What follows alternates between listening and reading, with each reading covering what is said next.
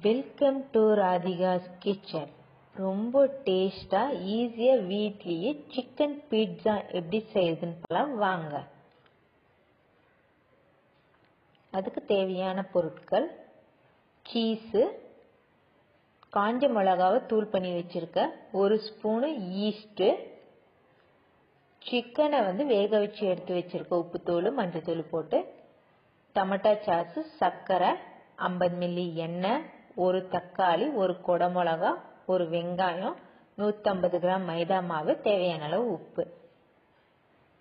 சுடு தண்ணி சூடு பண்ணி வச்சுருக்கேன், அதில் ஒரு சிட்டுக்க சர்க்கரை போட்டுட்டு ஈஸ்ட்டு அதில் கலக்கணும். சுடு தண்ணியில் போட்டு தான் ஈஸ்ட் சர்க்கரையோட மிக்ஸ் ஆகுறப்ப தான் ஆக்டிவேட் ஆகும். அதுக்காக தான் நம்ம சுடு தண்ணி எடுத்துகிட்டு இருக்கோம்.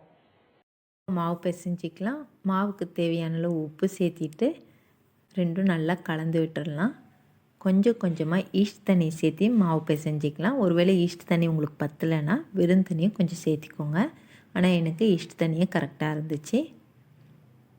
ரொம்ப தண்ணியாகிடக்கூடாது, அதனால தான் கொஞ்சம் கொஞ்சமாக தண்ணி ஊற்றி பிசைஞ்சிக்கலாம். இது சப்பாத்தி மாவு பதத்துக்கு நம்ம பிசைஞ்சிக்கணும்.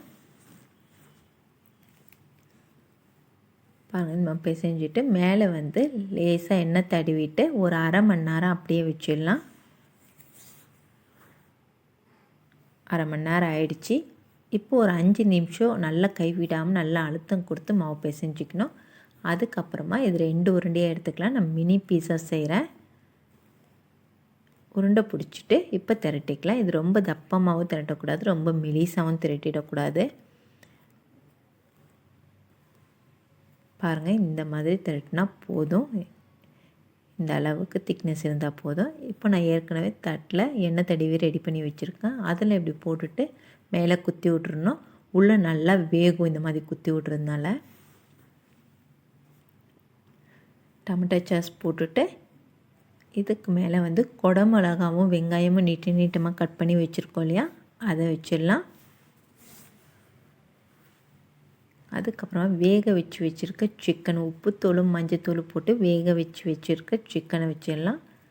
இது மேலே சீஸ் போட்டுடலாம்.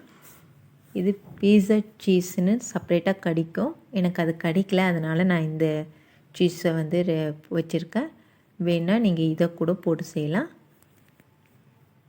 ரொம்ப சூப்பராக இருக்கும். நம்ம வீட்லேயே சுத்தமான பீட்சா ரெடி ஆகிடும். Chicken pizza. ஒரு தவா வச்சுட்டு அடுப்பை சிம்மில் வச்சுட்டு தவா மேலே இப்படி கடாயை வச்சுட்டு உள்ளே பாத்திரம் கூட வச்சுக்கலாம். அது மேலே இப்படி வச்சுட்டு ஒரு அரை மணி நேரம் அப்படியே விட்டுடணும்.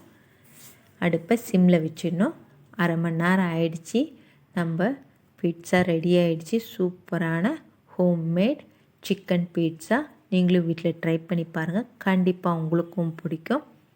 லைக் பண்ணுங்கள், ஷேர் பண்ணுங்கள், சப்ஸ்கிரைப் பண்ணுங்கள். மறக்காமல் பெல் பட்டனை கிளிக் பண்ணுங்கள். நன்றி, வணக்கம்.